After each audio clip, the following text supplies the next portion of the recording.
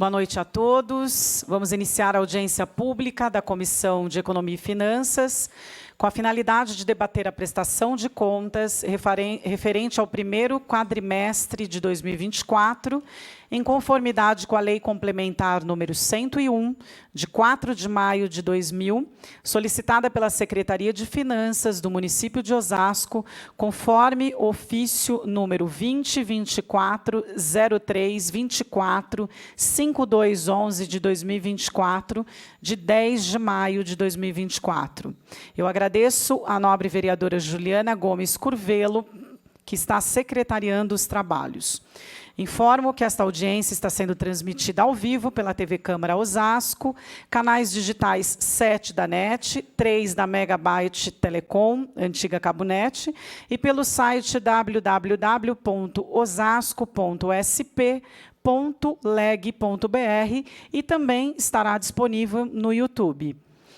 Os participantes, munícipes e todos que estão nos acompanhando poderão fazer perguntas, sugestões e demais manifestações pertinentes ao tema desta audiência pública pelo site da Câmara, através do banner que está disponível no endereço www.osasco.sp.leg.br e de forma presencial, mediante preenchimento de formulário próprio, que será disponibilizado pela assessoria em momento oportuno. Agradeço a presença do nosso secretário de Finanças do município de Osasco, Bruno Mancini. Aproveito a oportunidade para convidar para que faça parte também da mesa dos trabalhos a senhora Karine Simões, da Subsecretaria no Tesouro, por gentileza, e também a Tânia Angiolucci, da Subsecretaria da Receita. Por gentileza, venham fazer parte aqui conosco.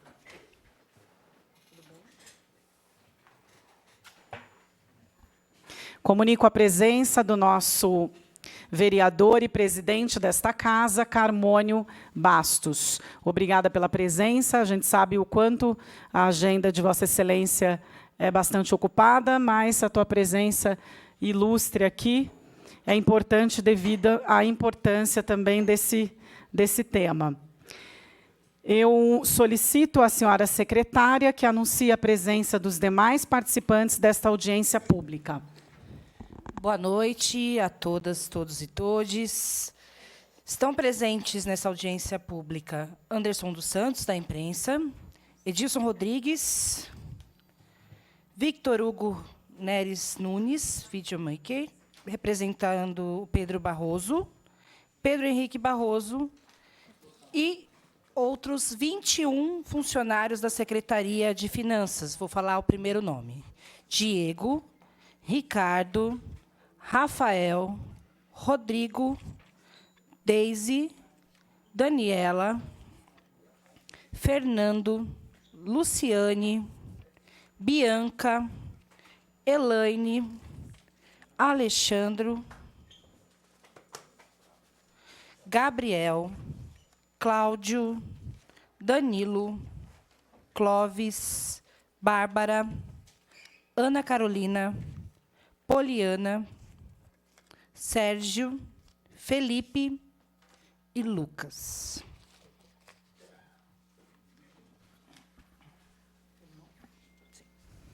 Fazem parte da Comissão de Economia e Finanças os seguintes vereadores: Elza Oliveira, eu, presidente, Fábio Chirinhã, relator, Ralf Silva, Julião e Juliana Gomes Curvelo, membros. Solicito à senhora secretária que anuncie a presença dos nobres vereadores. Vereadores presentes nessa audiência pública: Ana Paula Rossi, Carmônio Bastos, presidente, Délbio Teruel, Elza Oliveira e Juliana da Ativoz. Solicito à senhora secretária que faça a leitura do ofício número 3 de 2024 da Comissão de Economia e Finanças e ofícios de justificativa de ausência dos vereadores.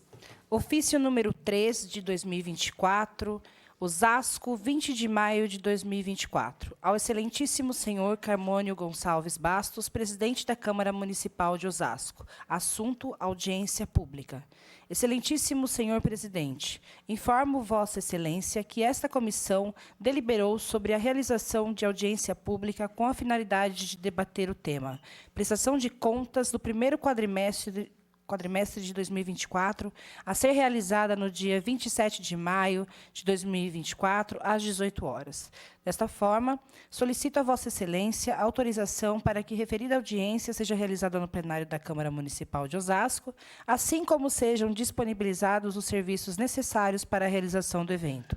Oportunamente, solicito a Vossa Excelência seja expedido ofício ao chefe do Poder Executivo, convidando o senhor Bruno Mancini, secretário de Finanças do município de Osasco, para participar da referida audiência. Respeitosamente, Elza Natal de Oliveira, presidente da Comissão de Economia e Finanças. E nós não temos nenhum outro ofício justificando a ausência dos vereadores. Muito obrigada, vereadora. Eu peço aos vereadores que queiram fazer uso da palavra que se inscrevam com a secretária, vereadora Juliana. Convido o senhor Bruno Mancini para que faça o uso da palavra, colocando a tribuna à sua inteira disposição, ou, se quiser também falar do seu lugar, fique à vontade. Acho que eu vou falar daqui, então, a gente fica mais em calor humano aqui na mesa, né?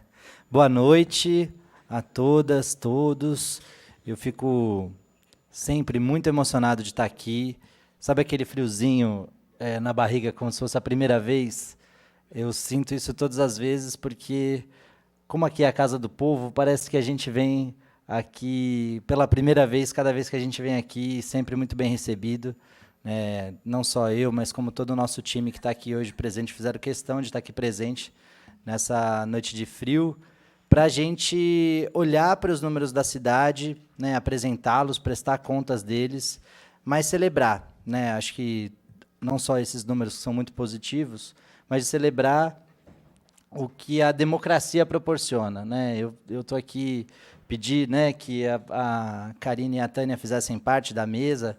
O vereador Carmônio chegou aqui, mas eu me sinto muito honrado de estar aqui à mesa com 3 vereadoras potentes, guerreiras, que representam muito bem o Legislativo e o povo da nossa cidade, para discutir finanças públicas, que é um tema que não é exatamente comum, não é um tema que a gente está habituado a discutir nas rodas de conversa por aí. Então, é sempre bom a gente disseminar e celebrar a democracia que permite esses encontros, assim como queria cumprimentar também meu amigo Carmônio Bastos, meu presidente querido, que tem liderado essa Câmara, e o nobre vereador Delbio Teruel, e a democracia tem essa beleza, né? O Delbio, a semana passada, fez duras críticas ao governo e à Secretaria de Finanças em especial, e hoje está aqui para celebrar junto com a gente os números, sempre de forma respeitosa e democrática. A gente está aqui exatamente para poder colocar, né, os números à mostra e à prova, para que a gente consiga celebrar e discuti-los, né? Porque precisam... A gente também entende que é um momento de discussão e de escrutínio que a gente precisa, né, observar. Então, agradeço também ao vereador Delbio Teruel, aos representantes dos mandatos dos demais vereadores e à nossa equipe, que está aqui, né, defendendo esses números, defendendo esse legado, esse trabalho que a gente tem feito, a duras penas. Né, é um momento muito difícil, né, em que a gente tem muita instabilidade econômica, e, ao mesmo tempo, Osasco consegue segurar firme no leme, né, sob o comando do nosso prefeito Rogério Lins, a quem eu agradeço também imensamente pela oportunidade de estar trabalhando por essa cidade que eu aprendi a amar, né, e que me recepcionou com uma forma muito carinhosa. Então, avançando já nos números do que a gente tem para apresentar, essa é uma audiência de prestação de contas que está prevista dentro das leis que tratam da questão orçamentária, especialmente a Lei de Responsabilidade Fiscal, né, e que recomenda e exige que a gente esteja aqui para demonstrar os números relacionados a 5 grandes questões da dinâmica orçamentária. Falar sobre as receitas públicas, falar sobre as despesas públicas, falar sobre os nossos resultados, né, nominais e primários, e sobre a nossa dívida, né, e sobre os limites em relação ao endividamento e à despesa com pessoal obrigatória para dentro dos limites, né, que essas despesas estão consideradas. Então, falando de receita pública, de forma mais simples possível, é quando a gente está falando de todo aquele ingresso de recursos que entra nos cofres do município, seja por força da sua própria arrecadação, seja por transferência de outros entes governamentais. E essas receitas elas se dividem basicamente em 2 tipos. Aconteceu alguma coisa, presidente, que a gente precisa? Não, só para... Aconteceu alguma coisa? Não, queria só agora prestar as condolências, né? Desculpa, que a gente acabou de receber uma notícia bem difícil, né? Que acabou de falecer a mãe do vereador Julião, nosso amigo. Não tenho maiores detalhes, mas o presidente acabou de me falar. E, enfim, a gente aqui é como uma família, todos os vereadores, né? Então, quando a gente perde sempre alguém que a gente ama, ainda mais de muito perto, todos nós sentimos, né? Então, a gente sente muito por essa perda desse nosso grande amigo. Todas as nossas condolências e, terminando a audiência, a gente vai estar à disposição para prestar qualquer solidariedade nesse momento. Peço desculpa para vocês. Obrigado, vereadora Elza. Nossos sentimentos, que Deus possa recepcioná-lo de braços abertos e confortar a família, os amigos, nesse momento super difícil, né? É difícil, né, de a gente entender que, quando a gente está falando de orçamento também, a gente está falando da vida das pessoas, a gente está falando da dinâmica que acontece dentro da casa e do coração das pessoas. Então, a gente se solidariza e seguimos com o nosso trabalho aqui, prestando todas as nossas condolências ao vereador Julião e toda a família. Então, portanto, a receita é todo aquele ingresso de recursos que entra nos cofres do município, seja por força própria arrecadatória municipal, seja por transferências constitucionais ou voluntárias de outras esferas de governo. E aí a gente divide essas receitas em 2. E por que é importante a gente dividir essas receitas em 2 para essa audiência? As receitas correntes elas têm um papel importante nessa prestação de contas, porque todos os limites, seja de endividamento, seja de despesa com o pessoal, elas são em relação à receita corrente, que é aquela receita ordinária, como se a gente estivesse falando na nossa casa do nosso salário. E as receitas de capital são aquelas receitas que vêm de outras origens que não ordinárias. Então, são empréstimos ou são alienações, né, vendas de imóveis que a gente realiza. Então, são aquelas receitas extraordinárias que só podem servir para despesas extraordinárias. Todos os limites que a gente vai falar aqui são em torno das receitas correntes, especialmente a receita corrente líquida, já deduzidas algumas informações específicas sobre aquilo que entra nos cofres de maneira ordinária. E aí a gente vai falar sobre a performance da receita nesse primeiro quadrimestre, especialmente em relação à previsão, né? A gente tem um orçamento aprovado que estima uma receita total de 4 bilhões e 800 milhões de reais, entre todas as fontes, né, todas as formas de arrecadação. Então, aí tem a receita de impostos, que a prefeitura executa diretamente, e a receita que a Fito obtém a partir da sua recebimento de mensalidades, né, dos cursos que estão lá, e do IPMO, que é a partir da contribuição, né, dos servidores públicos municipais. Além disso, tem a receita de capital, que é a receita que vem dessas obtenções de empréstimos, né, especialmente para esse ano, previstas em torno de 160 milhões. E aí o que a gente vê nesse primeiro quadrimestre? O quanto dessa receita já se concretizou. Então, a gente está falando em dados de final de abril, portanto, 1/3 do ano, e a gente arrecadou pouquinho acima do que 1/3 do ano, mostrando a frequência do que deve acontecer. A gente deve cumprir a meta de receita ao longo do ano, se as condições continuarem como estão até o final do exercício. E aí, quando a gente olha por rubrica, né, por principais receitas, a gente vê um cenário de transformação econômica que tem dado resultados do ponto de vista tributário também. A gente tem uma receita tributária que está muito alicerçada dentro do ISS, né, a principal receita que a gente tem é o ISS, né, Imposto sobre Serviços, a locomotiva da nossa arrecadação, e acompanhada pelo IPTU e TBI, como principais receitas próprias que acontecem com força aqui, de Osasco mesmo, e a participação em outras receitas que são de tributação federal e estadual, o FPM, que é o Fundo de Participação dos Municípios, e o ICMS, principalmente, que é a parte que nos cabe da receita estadual do ICMS e do IPVA. A gente vê que a gente tem uma diferença positiva em todas essas rubricas.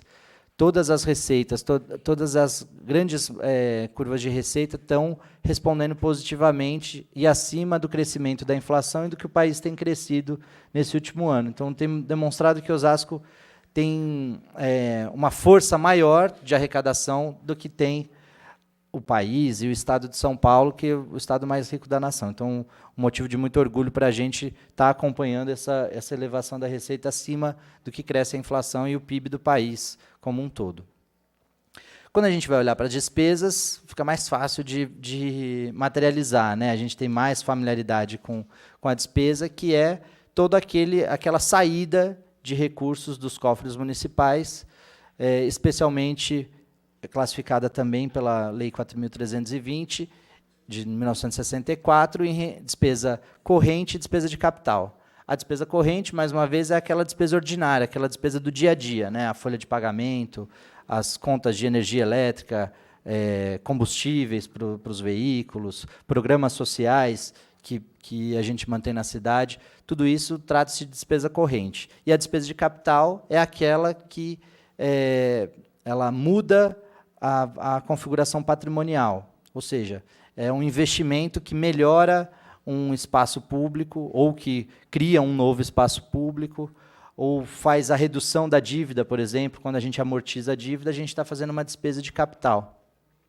Quando a gente compra mobiliário, equipamentos, coisas que valorizam o nosso patrimônio. Então, dentre as despesas, né, a gente tem uma trajetória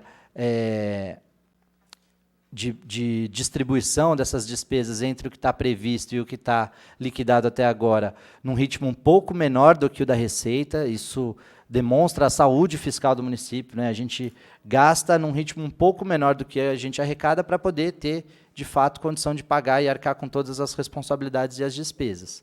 Nossa despesa total está orçada em 4 bilhões e 900 milhões de reais, dos quais 1 bilhão 321 milhões já aconteceu. Então, se do lado da Receita a gente executou 33%, do lado da Receita, né, do lado da despesa, a gente executou só 27%, num ritmo um pouquinho mais lento do que o da arrecadação, justamente para poder dar fôlego para essas despesas. Além dessas, a gente tem ainda repasses que são feitos para cá, para a Câmara e para a administração indireta, que está ali distribuído, destrinchado abaixo. Então, o ritmo da nossa despesa está demonstrando equilíbrio com a nossa arrecadação. Mas o que não deixa a gente de olhos abertos, de sempre estar com as ferramentas de pisar no freio quando as coisas apertam. Então, se a Receita demonstrar qualquer soluço ou qualquer situação que não vá corresponder àquilo que está previsto, a gente precisa imediatamente conter as despesas para que não gere uma crise financeira no município, né? Crise de desabastecimento ou atraso, por exemplo, com funcionários, né? A gente acabou de votar, aprovar aqui nessa Câmara, tenho que agradecer, né? Nossos funcionários vieram aqui, na verdade, para agradecer o aumento que foi votado na Câmara, eu não contei para vocês, eles vieram só por isso, para agradecer. A gente tem um histórico de pagar em dia, aliás, a gente não tem um histórico de pagar em dia, a gente tem um histórico de pagar antecipado. Então, toda vez surgem boatos lá na prefeitura de vai antecipar o pagamento, vai antecipar o 13º, as pessoas já contam com a antecipação, dada essa saúde financeira que a gente tem, graças a Deus, e a boa gestão dessa equipe que está aqui hoje, né?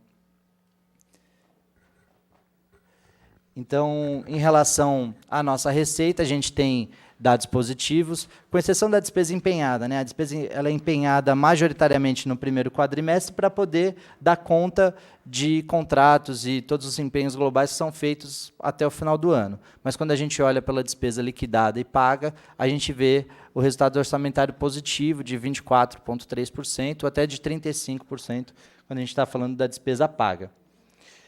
E aí a gente vai olhar para os números de resultado, né? Esses números são muito divulgados e discutidos do ponto de vista nacional, né? A pressão por resultado primário, por superávit primário, superávit no governo federal, porque o governo federal, quando faz superávit, ele diminui a sua dívida pública, né? Ele usa esse excesso, né, entre a receita e a despesa para poder conter a dívida pública.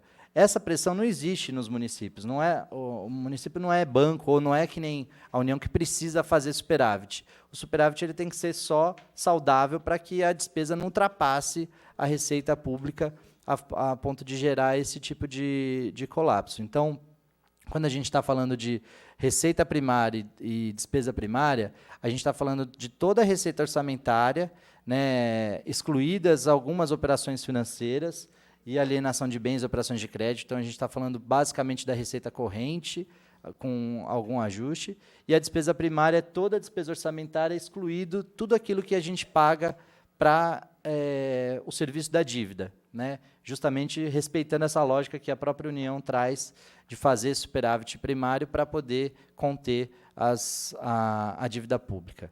Então, a gente tem uma meta na LDO estabelecida de receita e de despesa primária para gerar um superávit de 86 milhões de reais. Esse superávit ele é necessário para cobrir déficits previdenciários, né, de aposentados que estão há muito tempo já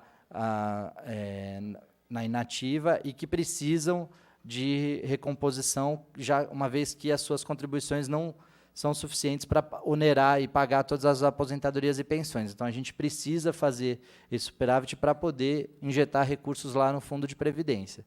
E essa meta, que é de 86 milhões, hoje ela está em 310 milhões, então a gente está atingindo essa meta por enquanto. A ideia é que a gente continue nesse controle de receitas. Controle de receitas, infelizmente, a gente não tem, mas acompanhando a receita e controlando as despesas para manter esse superávit dentro do que está na meta da Lei de Diretrizes Orçamentárias. E aí a redução já da dívida consolidada líquida, que demonstra o resultado nominal. Então, a gente fechou o exercício de 2023 com uma dívida consolidada líquida de 931 milhões, ela já está em 654 milhões. Então, esse indicador de resultado nominal, quanto menor o número for, melhor ele é. Então, a gente tem esse indicativo de que a dívida pública está diminuindo, né? A nossa meta da LDO é de diminuí-la em 78 milhões, a gente já tem atingido esses 276. Isso é flutuante, né, conforme vai executando o exercício, a gente sempre tem que estar de olho nessas metas. E aqui é uma distribuição da qualidade da nossa dívida, né? A gente está, é um quadro, não sei se está muito pequenininho para quem está assistindo pela TV, mas demonstrando que a nossa dívida contratual, né, a dívida que é de empréstimos e obras, né, que são realizadas a partir desses empréstimos, é uma parte menor dessa dívida. A maior parte da nossa dívida ainda é precatórios, né, e despesas que foram realizadas e não foram pagas em seu tempo e que, judicialmente, os credores acionaram a prefeitura e que, a partir do ano de 2000, estão indexadas nessa rubrica. A gente tem um acordo com o Tribunal de Justiça, no qual a gente, um pedaço da nossa receita corrente líquida, em torno de 3% dela, fica já garantido para pagamento dessas despesas, que são despesas de muitos anos, né? Então, para vocês terem uma ideia, a gente ficou muitos anos pagando a Coab como a principal credora, de quando houve emancipação de Osasco, algumas áreas da Coab que ficavam em Osasco foram integradas em programas sociais ou mesmo no movimento de moradia que acabaram sendo ocupadas, a gente que acabou de pagar esses precatórios da Coab, logo a gente vai pagar precatórios, por exemplo, dos passes de ônibus, que a prefeitura vendia o passe de ônibus e não repassava para as empresas de transporte coletivo. Isso de uma época muito antiga, né? Então, a gente ainda tem, né, um volume grande de dívida, temos uma câmara de negociação desses precatórios para tentar agilizar essa fila, mas ainda é o nosso maior volume de endividamento. Às vezes eu venho aqui defender operações de crédito, a gente acabou de ser contemplado no PAC, no governo federal, para mais uma operação de crédito subsidiada para fazer a fase 2 do Jardim Rochdale, né? O presidente da Câmara já está sabendo que logo a gente deve discutir uma nova operação de crédito aprovada pela União para que a gente possa fazer esses investimentos. Isso só é possível porque a gente tem esses indicadores saudáveis, né? De que a nossa dívida está muito abaixo dos limites, né? Então, a gente teria um limite de alerta em relação à nossa dívida de 4 bilhões e 500 milhões, ela está em 654 milhões. Então, ela está em 15%, podendo chegar até 108%. Óbvio que chegar em 108% de endividamento é muito alto, não é o que é saudável. Então, a gente vai pagando dívidas para poder ir contraindo novos empréstimos. É como na nossa casa, quando a gente consegue acabar de pagar um carro, a gente vai financiar a casa, acaba de pagar a casa, financia uma reforma, uma melhoria, um novo imóvel. Então, é nessa lógica que a gente trabalha sempre de trazendo um crédito mais barato para conseguir oferecer melhores condições para que as políticas de serviços públicos possam ser implantadas. E aí, para a gente já finalizar em relação aos resultados, a gente tem a evolução da receita corrente líquida, né, a pleno vapor, né? A gente teve uma receita corrente líquida apurada, né, nesse primeiro quadrimestre em 2023 de 4 bilhões e 20 milhões de reais. A gente já está em abril, né, com a receita corrente líquida de 4 bilhões e 200 milhões de reais, uma evolução, né, acima da inflação, de novo, acima do que está crescendo o PIB nacional. A gente, infelizmente, os dados do PIB para os municípios, eles saem com 2 anos de defasagem. Então, o último dado de PIB que a gente teve era o PIB de 2021, mas a gente tem certeza, a partir desses números, que a evolução da economia de Osasco está muito mais acelerada do que a economia nacional e a economia do Estado e da região metropolitana como um todo. E aí, voltando a falar sobre o dissídio que acabou de ser dado, né, com a inflação do período, infelizmente, no ano eleitoral, a gente só pode oferecer isso, né, para os servidores. A gente tem um controle muito rigoroso em relação à despesa com o pessoal, porque há uma vedação do que ela pode ser extrapolada, né, em 48,6% de toda a receita corrente líquida é o primeiro limite de alerta. Então, a gente tem que considerar as nossas contratações e as nossas evoluções salariais a partir desse limite, né, e também, claro, né, em relação à condição das outras demais despesas que o município tem. Então, a gente fechou esse primeiro quadrimestre em 40,62%, então a gente tem ainda uma margem, né, significativa de segurança até esses 48,6%, mas é importante a gente sempre entender que é o servidor quem realiza todos os serviços e as políticas públicas, por isso precisa ser valorizado e recompensado, além de a gente conseguir expandir no nosso quadro de contratações para aquelas áreas que mais precisam, né? Esse é um ano difícil, né, do ponto de vista de limites da legislação, porque a gente só pode fazer reposições de vaga, né, no concurso público. A gente tem um concurso público recém-feito, com muita gente para ser chamada, muita gente recorre a gente, né? O problema do prefeito ser muito acessível é que ele é muito acessível até para os candidatos de concurso que já passaram, que estão lá esperando para serem convocados. E aí a gente tem que ter um pouco de paciência, porque esse ano a gente só pode fazer reposições. Mas isso nos demonstra uma garantia de que a situação ainda é muito segura e nos traz, mais uma vez aqui, cheio de orgulhos para defender esse trabalho, né, que é muito complicado e que precisa ser compartilhado com a população.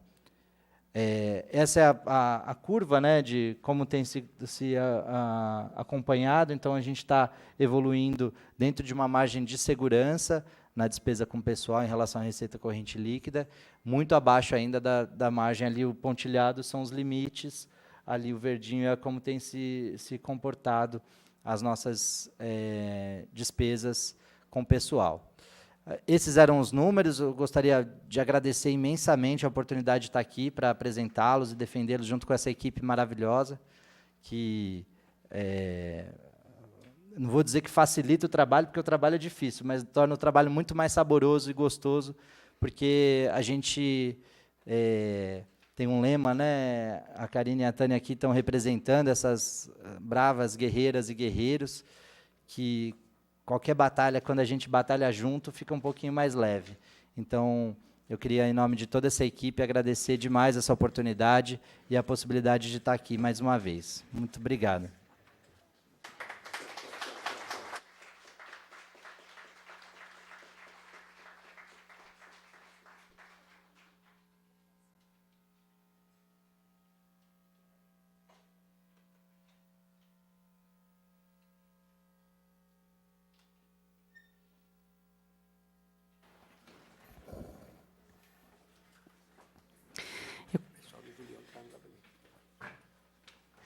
Agradeço, Bruno, a sua apresentação, sempre bastante esclarecedora. Agradeço também toda a equipe de finanças dessa cidade, que, com muita competência, tem alavancado a nossa cidade a patamares muito mais que nunca foram imaginados, na verdade, né?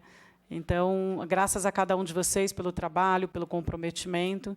Então, eu sou muito grata. Essa casa, sem dúvida, está à disposição de vocês para que a gente possa acelerar o quanto mais os projetos e o que a gente puder fazer para que as coisas na cidade aconteçam numa velocidade que a população precisa, que não é a mesma que a nossa, mas estamos aqui à disposição. E eu coloco também a tribuna à disposição dos vereadores inscritos para que façam uso da palavra. Eu gostaria de convidar o vereador Délbio Teruel.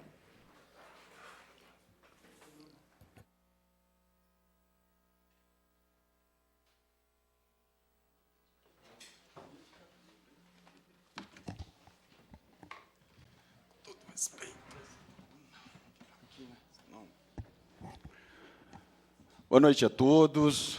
Cumprimentar aqui a nobre vereadora Elza, presidente da Comissão de Economia desta casa e que preside esta audiência pública. Cumprimentar aqui as vereadoras Ana Paula Rossi, vereadora Juliana Curvelo, da Ativoz, com um novo colorido, que agora ficou bem mais realçado. Então, a gente quer comemorar aqui. Ela me reclamou na última sessão, viu, Elza, que ela estava precisando já. Cumprimentar aqui a Karine e a Tânia, da Secretaria de Finanças. Cumprimentar a todos os amigos presentes, público presente, aos funcionários da Secretaria de Finanças, e saudar aqui o secretário Bruno Mancini pela exposição, pela explanação aqui com relação aos trabalhos da Secretaria de Finanças. Eu, secretário Bruno, fiz questão de vir a essa tribuna porque, como você disse, nós vivemos aqui numa democracia, né? E, bem tranquilamente, venho aqui usar essa tribuna e dizer que, efetivamente, fiz duras críticas à pessoa do secretário Bruno Mancini. Mas o secretário sabe que sempre o respeitei muito, sempre tivemos uma relação cordial e com certeza, vamos continuar tendo. E fomos secretários juntos nesta administração, de duas pastas que se conversavam muito até. Então, assim, o respeito sempre existe. Mas, como líder do prefeito, estou aqui para sempre defender o governo, né? Sempre defender o governo e defender a cidade de Osasco. Por isso que, às vezes, quando algumas coisas não acontecem da maneira mais correta, eu também tanto defendo como aponto o erro. Mas no sentido sempre da gente corrigir, da gente arrumar a rota, da gente fazer a coisa andar da melhor maneira possível para para o governo Rogério Lins. E é por isso que nós estamos aqui. Acho que ninguém aqui faz nada errado por maldade. Ninguém aqui acontece ou deixa de fazer alguma coisa porque quis. Não é? E eu entendo isso.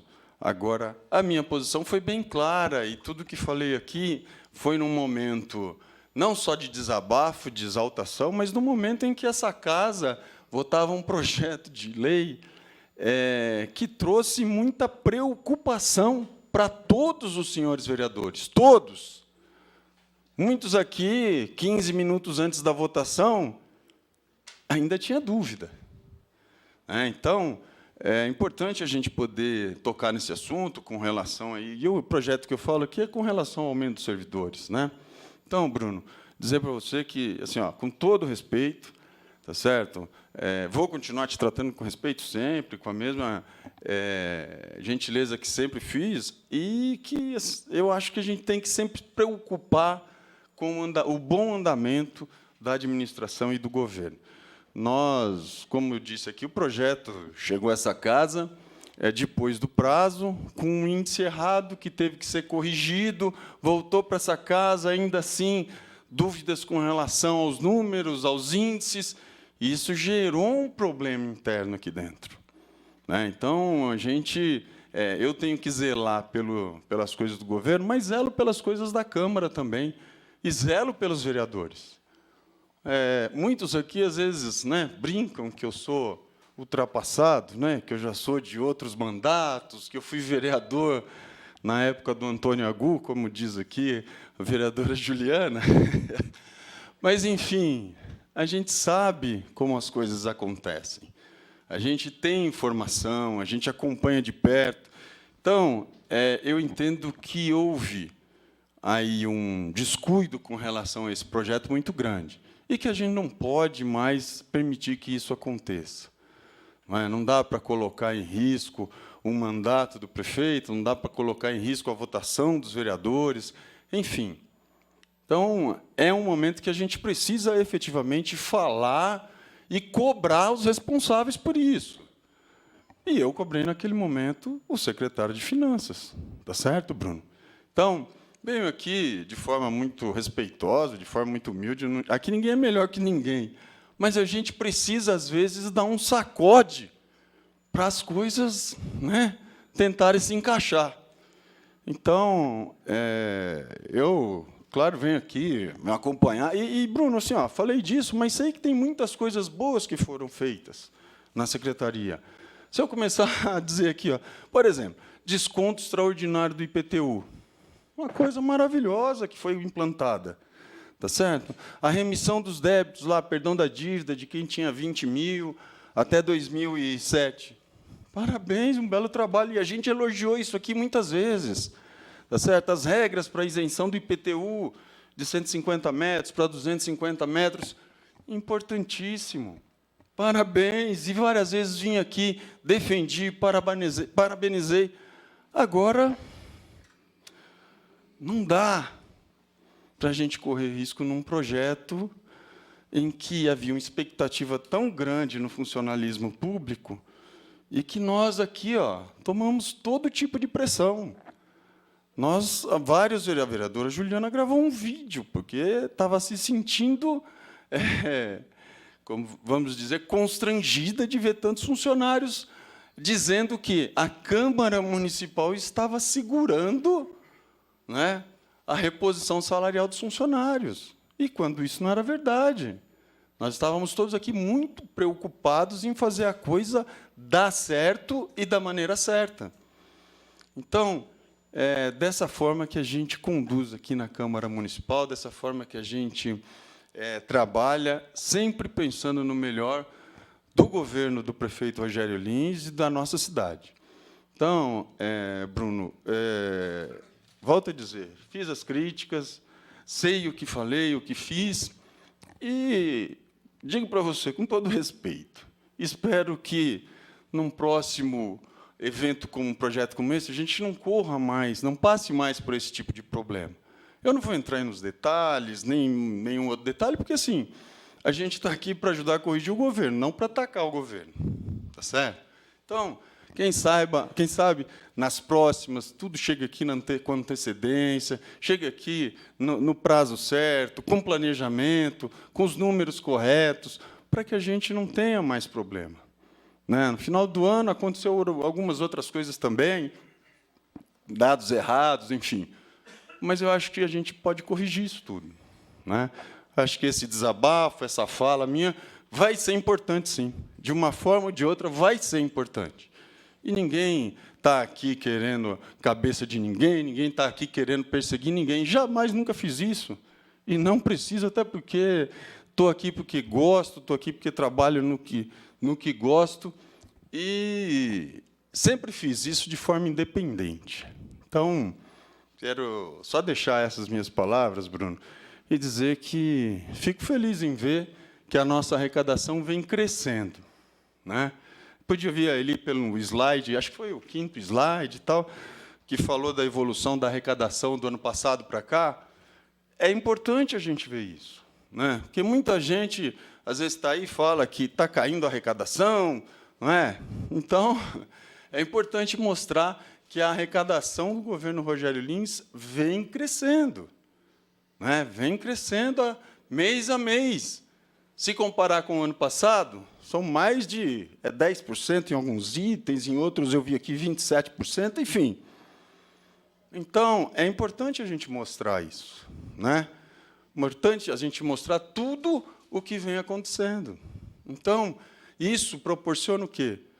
Que as despesas possam efetivamente ser pagas, os empenhos possam ser realmente feitos, e tudo possa correr na maior tranquilidade possível. É isso que a gente espera da nossa Secretaria de Finanças. Então, quando a gente vem aqui na Câmara Municipal e usa dessa tribuna, é sempre com muita responsabilidade, com muita coerência e em cima de fatos que efetivamente acontecem. Então, acho que eram essas as minhas palavras, secretário. Eu aqui não tenho questionamentos, não vou entrar em maiores detalhes aqui, mas acho que era importante usar dessa tribuna para que a gente possa sempre atuar de forma coerente, de forma correta e sempre democraticamente. Então, agradeço aqui a presença de todos nessa casa. Hoje fiquei feliz, porque a audiência hoje está mais cheia, né? Então, é importante. Nós já fizemos algumas aqui bem mais vazias. Mas, enfim, é importante sempre que a gente possa vir aqui e fazer esse trabalho para ajudar a nossa prefeitura, ajudar o nosso governo e trabalhar sério aqui nessa Câmara Municipal, como a gente vem fazendo, com a vereadora Elza, com a vereadora Juliana, com a vereadora Ana Paula. Eu aqui tenho vários embates com a vereadora Juliana, mas sempre com respeito, né, sempre com muita responsabilidade, porque a gente sabe que cada um está defendendo o seu lado, o seu posicionamento, o seu pensamento, e a gente, às vezes, discute aqui, né, a coisa sobe o tom, mas a gente, quando sai da porta para fora, tem a civilidade de se cumprimentar, de se dar as mãos e de entender um ao outro o posicionamento. Então, eram essas as minhas palavras, Bruno. De forma nenhuma, em momento nenhum, pessoalmente, eu quis atacar a Vossa Senhoria e dizer alguma coisa da sua vida. Eu falei do trabalho, eu sempre falo do trabalho, não da pessoa. Se eu fosse falar da pessoa hoje, eu ia dizer que o seu visual está muito mais bonito. Estou achando que o secretário já está querendo entrar na onda do GP, né? Só está faltando tirar o resto. Mas, enfim, eram essas minhas palavras. Agradeço a oportunidade aqui nessa Câmara Municipal. Uma boa noite a todos.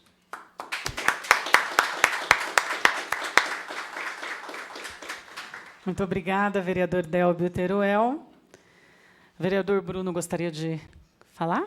Pelo amor de Deus, vereador Bruno, não. Vereador Bruno, olha isso, gente. Por que não? Olha, não Secretário está nos meus Bruno. planos. Não, eu queria agradecer a oportunidade. Né? O vereador Délbio foi meu colega e, coincidentemente, foi presidente da mesa de negociação com o sindicato a respeito do dissídio, né, das negociações salariais, e sabe muito bem como é que funcionam as coisas lá. Eu confesso que eu achei que eu acabei servindo de bode expiatório para uma série de outras questões, mas eu respeito a situação que a Câmara estava sendo pressionada. A gente tem um lema lá na secretaria que só erra quem faz. Quem não faz jamais vai errar, pode ficar tranquilo, mas ainda assim a gente não tem compromisso com o erro. De toda forma, no nosso entendimento, né, a Procuradoria da Prefeitura esteve aqui discutindo, né, e dando segurança para os vereadores e para os técnicos da casa em relação ao projeto, né, como o projeto se trata só do reajuste inflacionário, ele não tinha o prazo, no nosso entendimento, do 8 de abril, como correu um outro entendimento. Então, isso se daria se fosse um reajuste além da inflação, como a gente estava tratando de um índice inflacionário.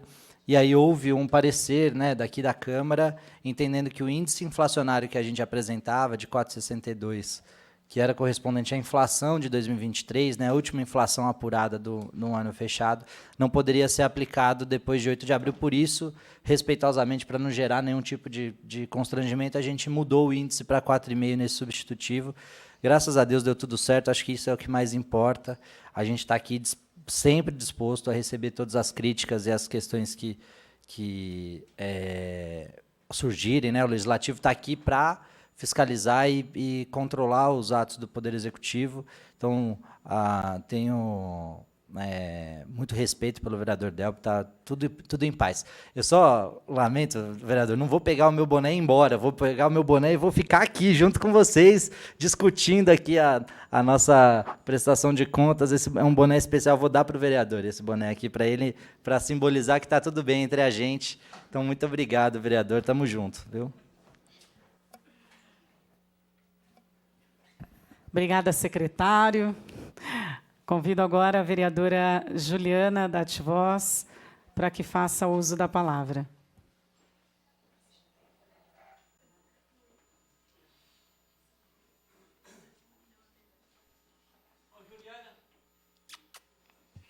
Boa noite, Cris. Boa noite a todas e todos. Boa noite, Délbio. Délbio, né? Ele insiste numa convivência, uma relação assim. De fato, a gente tem uma relação harmoniosa quando precisa discutir fora daqui, né? São espaços e espaços, né? Porque é uma obsessão que ele tem, que ele precisa falar, precisa mostrar, falar do meu cabelo, enfim. E aí surgiu também essa discussão com relação ao aumento dos servidores, que foi algo que muito me preocupou desde sempre, até porque assim eu estava acompanhando, enquanto uma trabalhadora da educação, as discussões e também acompanhando junto com o sindicato para ver qual seria o caminho, né? E aí tivemos uma reunião com o sindicato no dia 1º de abril e já era uma preocupação sobre o prazo legal para poder entrar com a proposta de aumento, pensando justamente que seria um reajuste inflacionário ou não, o que seria, para poder corrigir também, porque a gente viu, através do ano passado, que deveria ser 24, alguma coisa, o aumento real, e não poderia ser possível e tal, que aí foi dado 10%, e ficava faltando 14% para o aumento real do servidor. E aí a gente ficou nessa questão, porque uma coisa é a gente querer discutir isso com o governo tendo um prazo legal, e a outra é você, dentro de um prazo que se encerrou no dia 8 de abril, conseguir fazer essa discussão com qualidade, sem, inclusive, ferir a autonomia que a Câmara Municipal também tem de discutir as coisas, né? E o prazo certo para poder fazer isso. E defender, inclusive, a proposta de ser um aumento real para o servidor, de acordo com aquilo que precisava ser feito. E só no dia 1º de abril que foi feita essa assembleia com o Sintrasp e com a POS.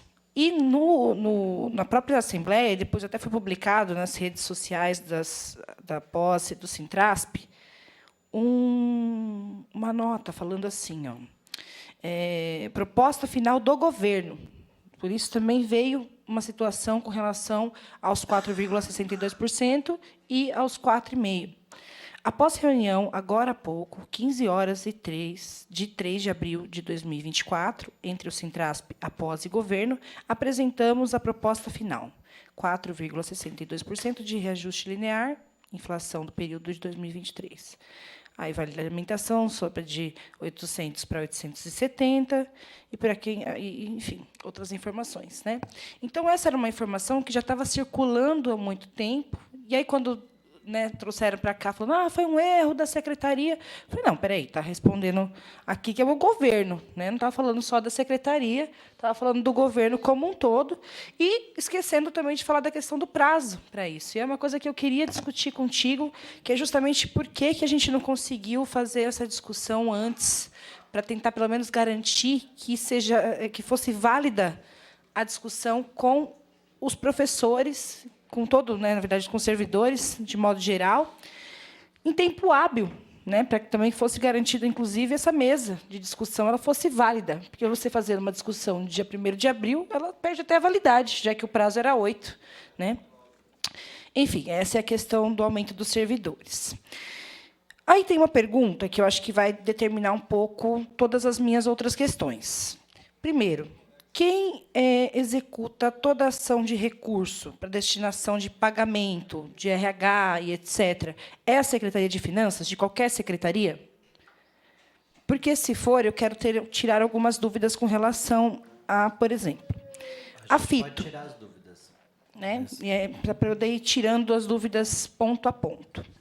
A FITO, né, ela aparece ali na previsão orçamentária, falando sobre a previsão atual e a arrecadação que teve, juntando tanto a previsão atual e a arrecadação daqui um montante de 22.119.000 e esses números não são somados, Ju.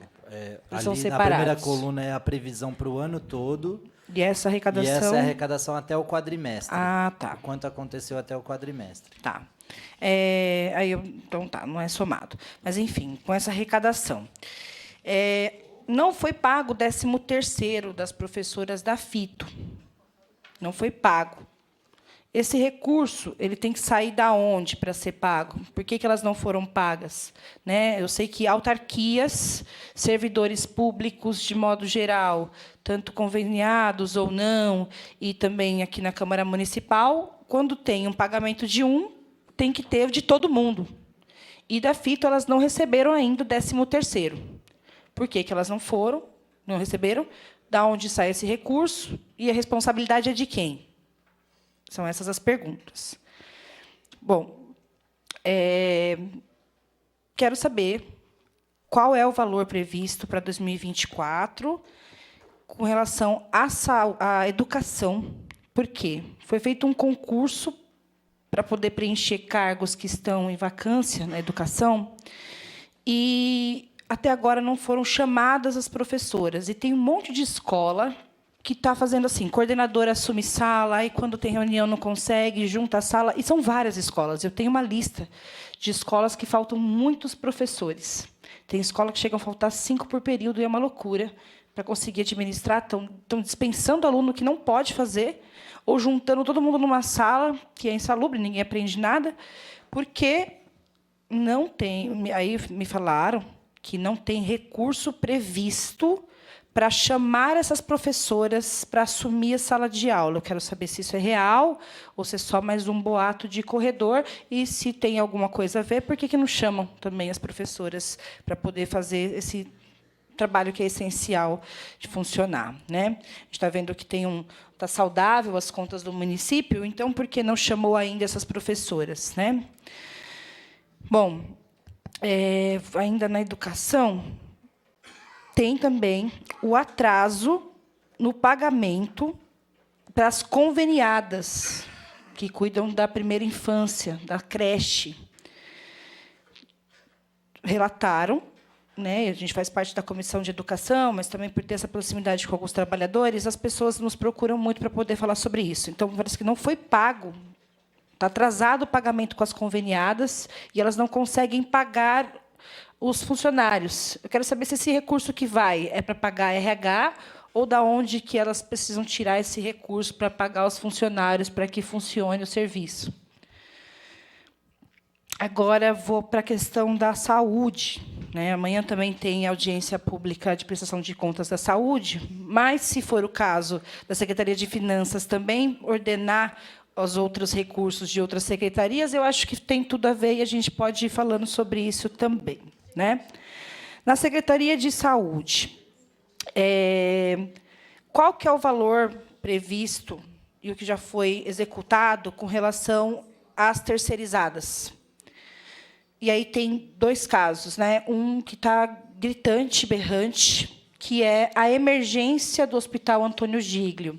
A última visita que eu fiz, por causa de um caso de abuso sexual na emergência, eu pude constatar que tem lá em torno de quase 40 pessoas ocupando um espaço que é impossível ser ocupado por 40 pessoas, mas sempre dá um jeitinho, cabem lá as 40 pessoas dentro daquele espaço. Qual que é a previsão orçamentária para a contratação de pessoas para poder trabalhar ali na emergência, como que é destinado isso, sendo que é uma empresa terceirizada, e como que a prefeitura faz essa fiscalização do recurso, se está sendo aplicado ou não, e se tem alguma coisa prevista para ampliação do espaço ou para a criação de um outro onde caibam pessoas, seres humanos, para que os seres humanos consigam conviver dentro de uma emergência médica, que não é o caso lá do Antônio Giglio, onde as pessoas são tratadas como qualquer coisa, menos como seres humanos, porque aquilo lá é totalmente insalubre e desumano. Então, tem essa específica sobre o Antônio Giglio, né? E a outra questão sobre a saúde ainda é sobre terceirizada, porque existe um problema, que é a quarteirização da contratação de médicos, que é o que acontece, por exemplo, lá no pronto-socorro Osmar Mesquita. E eu estive no Osmar Mesquita para poder dialogar com a administração e perguntei como que é feito o controle desse médico que estava receitando nimesulida com a pessoa com dengue, né, anti-inflamatório para alguém com dengue. E aí ele falou assim, olha, não sou eu que... A pessoa responsável pelo Instituto Alfa falou assim, olha, eu não tenho esse controle porque a empresa é terceirizada. Então, eles quarteirizam o serviço de contratação do médico. Quais são os mecanismos que a gente tem para controle desse recurso que vai para a empresa terceirizada que quarteiriza isso? Quais são os mecanismos de fiscalização que a gente consegue acessar para fazer esse controle de orçamento que é usado para passar medicação errada para a população? Essa é uma pergunta. Deixa eu ver se tem mais alguma que eu tenha esquecido.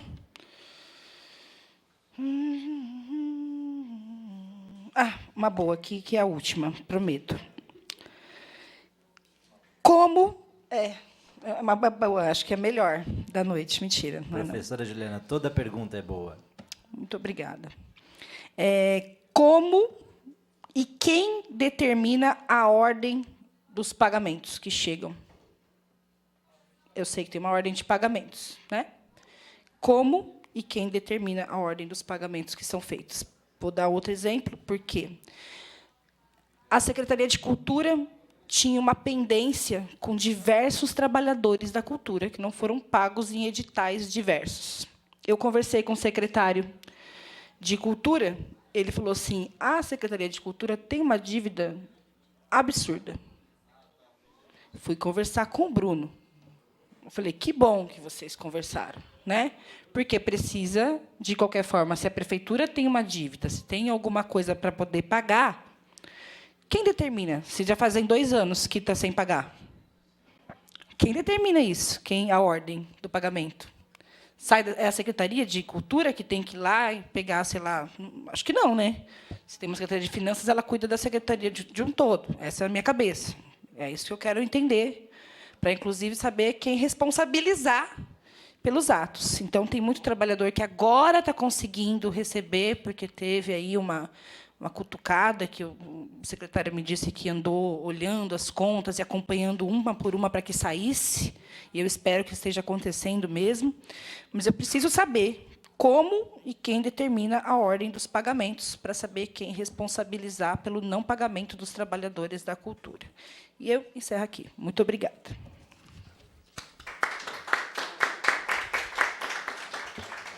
Obrigado, vereadora Juliana, da Ativoz. Respeito muito sua mandata e a sua luta. Vamos lá. Primeiro, sobre essa questão do dissídio, eu sei que é um tema muito polêmico, mas a legislação eleitoral ela é muito clara em relação aos períodos. Até o período eleitoral, que esse ano se iniciou em 8 de abril, poderia ser efetuado qualquer tipo de reajuste salarial vertical, que afete todos os servidores, acima da inflação. Após esse período de 8 de abril, até 5 de outubro, que é a véspera da eleição, ou depois da eleição, não importa, só poderia ser aplicado a inflação. E aí acho que vale a gente fazer uma reflexão. Eu considero muito importante a presença de um vereador na nossa mesa de negociação com o sindicato. A gente tem entidades representativas, a gente tem membros do governo, falta um membro da Câmara dos Vereadores para acompanhar toda essa discussão, que ela é permanente. A gente não para nunca de discutir com o sindicato questões pecuniárias de salário, mas outras questões todas que envolvem a questão trabalhista, inclusive essas de terceirização, quarteirização, enfim.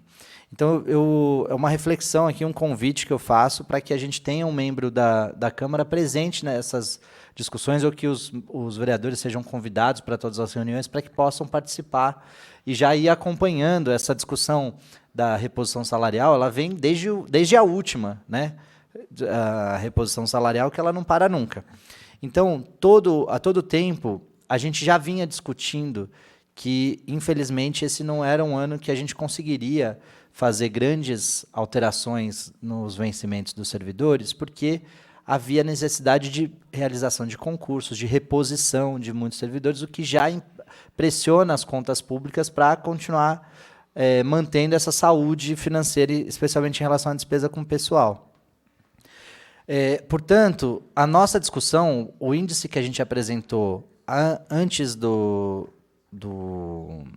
da discussão que teve lá, da Assembleia, do sindicato, foi um índice menor ainda do que esses números, era ainda a inflação, só que de um outro índice mais baixo, que era o que a gente entendeu que era possível de assimilar. O índice era 3,89.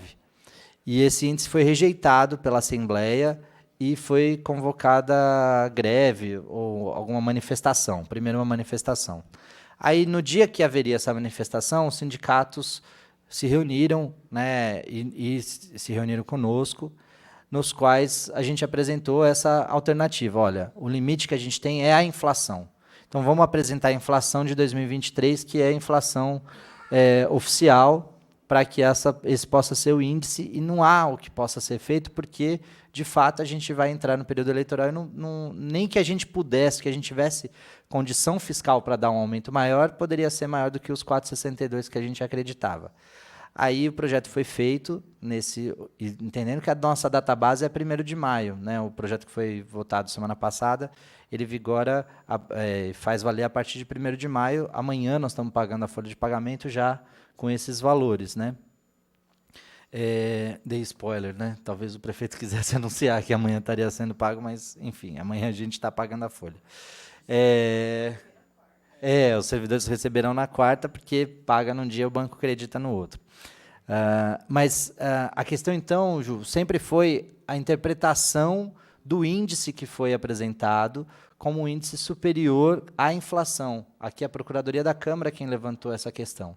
E aí, para não ter prejuízo para os servidores, e fazendo as contas, entendendo que isso não era um impacto significativo, a gente fez o substitutivo com 4,5. Mas em nenhum momento a gente violou a questão do prazo da legislação eleitoral. Violaria se o índice fosse maior do que a inflação. Como não foi, e é isso que a nossa procuradora, a doutora Janete, brilhantemente veio com o doutor Cláudio Lízias, que é o responsável pela área de técnica legislativa, veio fazer essa tranquilização para os mandatos. É óbvio que tem a turma que quer contaminar, que colocou as vereadoras, e usou essa expressão num tom muito machista, de que eram as vereadoras, mulheres, que estavam contra esse projeto. Então, a gente acho que acabou se contaminando por um sentimento que não era do executivo, não era do sindicato, espero que não seja do sindicato, que não era do legislativo. Foi essa questão toda que contaminou e polemizou essa questão do aumento, que na nossa avaliação está tudo muito dentro dos conformes e tranquilamente a gente sancionou a lei com os 4,5 de reajuste, que foi votado unanimemente pelos vereadores presentes na sessão, foi 17-0, em 2 sessões ordinária e extraordinária. Então, sobre o aumento é isso. Esse é o contexto. E é um trabalho mesmo, discutir com o sindicato, conseguir chegar, né, nessa pauta de reivindicações. Mexemos no vale alimentação, no valor acima da inflação antes do período para poder ter correspondência jurídica tranquila. Então, tudo isso foi calculado, foi avaliado jurídica, técnica, financeiramente e politicamente com os sindicatos. O que eu acho é que alguém deve ter tentado se aproveitar desse momento para tentar fragilizar tanto o legislativo quanto o executivo. Graças a Deus não conseguiu. A gente está aqui com um aumento aprovado e todo mundo vai receber na quarta-feira sim. Isso sobre o aumento.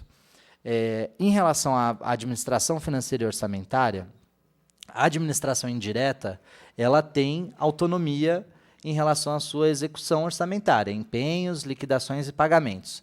Entendam que empenhos é quando a gente está contratando, quando a gente está comprometendo um recurso, liquidando é quando a gente confirma que ele foi executado, e pagando é quando efetivamente o fornecedor ou nesse caso o funcionário, recebe financeiramente a contraprestação daquele serviço que foi realizado. A Fito tem autonomia, né? E lembremos, o 13º, prazo para pagamento do 13º, da primeira parcela, é 30 de novembro. A gente, para poder fazer um estímulo à economia local e poder favorecer os servidores, a gente antecipou, há alguns anos tem antecipado esse recurso, esse pagamento para maio, abril, em algum ano já foi feito, em junho, em outros anos.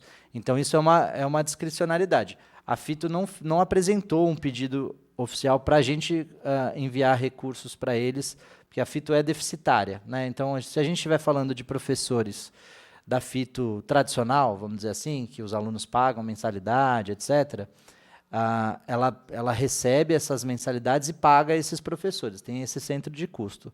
A administração do mundo da criança, feita pela Fito, de creches, né, escolas que são vagas públicas, sem pagamento nenhum, para esses a prefeitura repassa todo o recurso. Eu não tenho informações de que eles solicitaram e a gente não pagou. Ou eles não solicitaram e ainda não pagaram, ou eles já pagaram. E aí pode ser que seja algum desses centros de custo que tenha alguma diferença. Eu tomei conhecimento agora por você dessa questão, por Vossa Excelência, perdão. E vou levantar essas informações amanhã com o professor Zeca, que é o presidente da Fito, para a gente ajustar. Mas essa autonomia ela é relativa quando a gente está falando das secretarias municipais.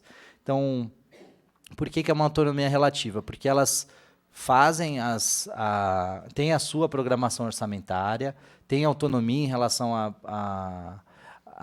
ao fluxo de processos, mas essa Câmara aprova um orçamento para cada uma das áreas com cada uma das funções que estão lá dispostas. Se a área queira fazer alguma coisa para além daquele orçamento, muitas vezes ela pede esse recurso extraordinário e há de se convir que nem sempre a gente consegue atender para essa despesa que não estava prevista dentro da lei orçamentária aprovada. A questão dos professores da educação, de convocar novos professores, tem 2 aspectos. Um que é operacional mesmo, da capacidade de conseguir chamar dos concursos, atender essas pessoas, e a questão do limite, porque a gente só pode fazer reposição. E como a gente está expandindo vagas, muitas vezes não se enquadra na reposição de professores que saíram.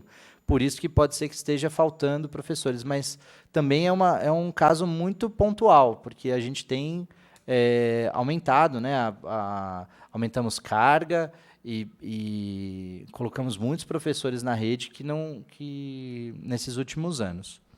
No caso das escolas conveniadas, me surpreende porque todas as parcerias com o terceiro setor, seja do hospital, seja das UPAs, seja das creches conveniadas, dos Céus das Artes, o Céu Saramago e o Céu Zilda Arnes, todas as instituições recebem primeiro e depois aplicam os recursos.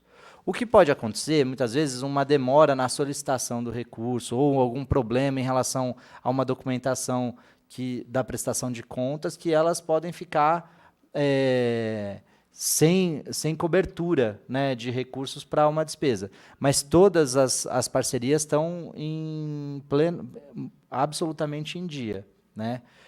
Estão recebendo seus repasses de forma adiantada. Então, os repasses são quadrimestrais, no caso das parcerias com o terceiro setor, e mensais, no caso dos contratos de gestão. Que aí já entra nesse aspecto da saúde que Vossa Excelência trouxe aqui. Desculpa, eu não tenho o hábito de vir aqui, então não tenho esse rigor na fala, né? E tenho intimidade suficiente para chamar de você, então me perdoe se eu não quero soar desrespeitoso. Então, no caso da saúde, a instituição ela tem um plano de trabalho para aplicar. O recurso é recebido até o dia 15 de cada mês e é aplicado ao longo desse mês e até o próximo dia 15, quando recebe o outro. Isso também não falha nunca. A gente rigorosamente tem pago antes do dia 15, que é o prazo contratual. A questão da saúde, que eu acho que amanhã vai ser tratada aqui, é um funil, né? A gente tem uma dificuldade muito grande de acesso. Se a gente for avaliar, a gente tem pesquisas recentes que demonstram isso, as pessoas que são atendidas, elas saem muito satisfeitas com o atendimento. Mas a dificuldade maior é de conseguir chegar até o atendimento, porque o funil ele tem uma boca muito mais larga em cima do que embaixo, especialmente na saúde especializada.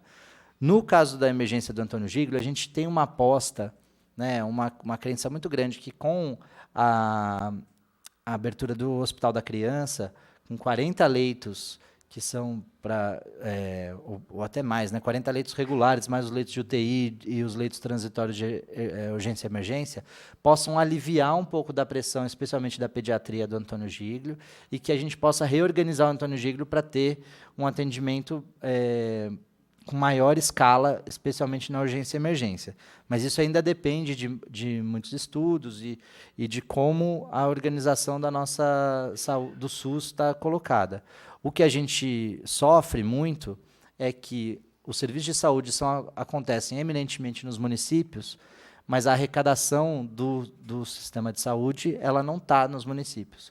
Os repasses federais e estaduais para o SUS são muito aquém ainda do que a gente precisa para conseguir financiar um sistema de saúde do tamanho que é o nosso, com 6 pronto-socorros, 3 UPAs, agora 3 hospitais, né, junto com a maternidade, mais as policlínicas e 35 UBSs. O que a gente recebe de SUS, eu garanto que é muito menos do que o que se desconta de imposto de renda com saúde suplementar aqui na cidade de Osasco.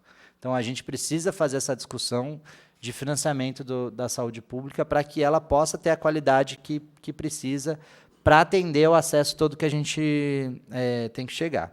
Sobre a quarteirização de médicos, existem algumas vedações, né? Não se pode quarteirizar serviços dentro dos contratos de gestão, a não ser que, justificadamente, no caso dos médicos, em torno de cooperativas médicas e empresas que organizam esses serviços médicos. É muito difícil contratar médico. Eu fiz uma reflexão enquanto a vereadora falava. Historicamente, sempre havia médicos vereadores, né? Sempre tem. Dessa legislatura, a gente não tem nenhum médico vereador, porque eles estão ganhando dinheiro trabalhando no mercado, porque contratar médico é difícil. A gente faz concursos, os concursos dão vazios, a gente faz contratação por empresas médicas pagando salários de mercado, né, plantões de mercado, e eles não vêm. Então, por isso, talvez, essa dificuldade em relação à escala médica, especialmente de quem é um terceiro. Mas vale ressaltar e fazer o registro, né, a controladoria é o órgão responsável por recepcionar e analisar, junto com a comissão de avaliação, as prestações de contas, para avaliar se os quadros e as escalas estão completas, se os valores que estão sendo praticados são os valores de mercado, e a gente tem estrutura de governança para acompanhar essas parcerias. Mas, em último caso, o Conselho de Usuários do SUS é o órgão para fazer denúncia, né, no caso desse, né, da medicação equivocada, no caso de diagnóstico de dengue, né, muito preocupante. A gente tem mecanismos de fazer essa governança.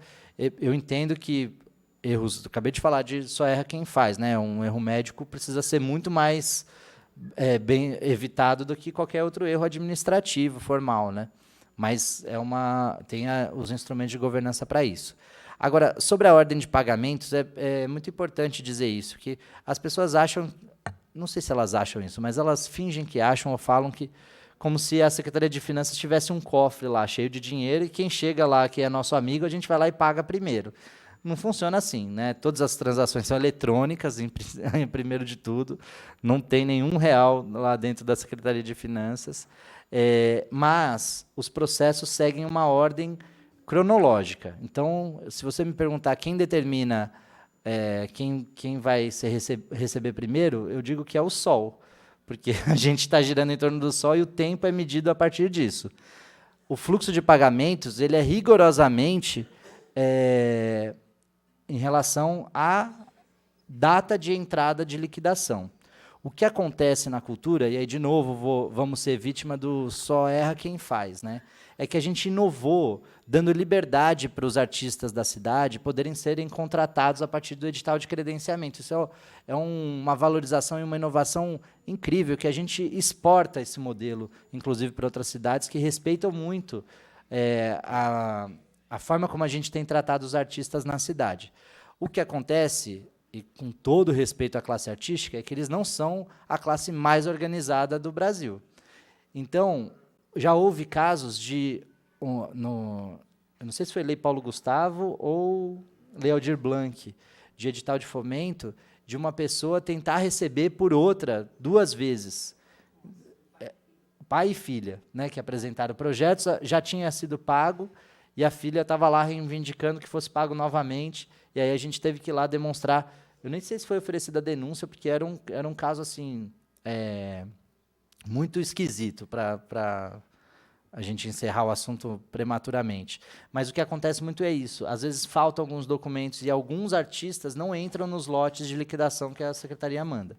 O que a gente tem feito para ajudar é garantido que a nossa equipe esteja à disposição, né? O Serginho está ali balançando a cabeça de triste, porque ele sabe que a gente coloca a Secretaria à disposição de qualquer área técnica que precise de ajuda para fazer esses procedimentos, né?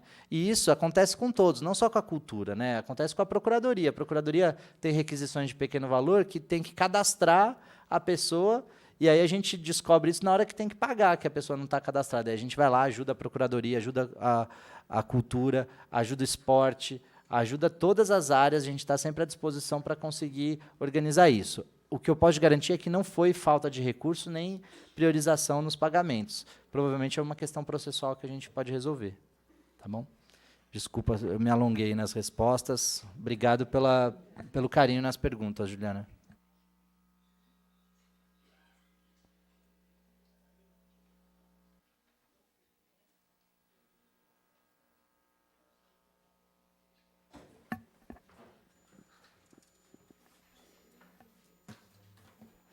Informo que não há perguntas formuladas na audiência pública, nem por via online. Dessa maneira, a gente encerra essa audiência. Eu agradeço muito ao presidente Carmônio Bastos, aos nobres vereadores, membros da Comissão de Economia e Finanças e aos demais vereadores que estiveram presentes aqui nessa audiência pública. Carinhosamente, a vereadora Ana Paula Rossi, obrigada pela presença, obrigada por fazer parte dessa mesa conosco. É tão raro nós termos aqui 3 mulheres na mesa, né? A gente aproveita muito esse momento, viu, Bruno? A Juliana Dativós secretariou os trabalhos, ao vereador Délbio Teruel, nosso líder de governo. Agradeço também aos palestrantes, na verdade, ao palestrante, que hoje exclusivamente foi o Bruno, ele estava com muita saudade, né, da gente, enriqueceu essa audiência. Agradecer também toda a sua equipe, Bruno, especialmente em nome da Karina e da Tânia, que estão aqui.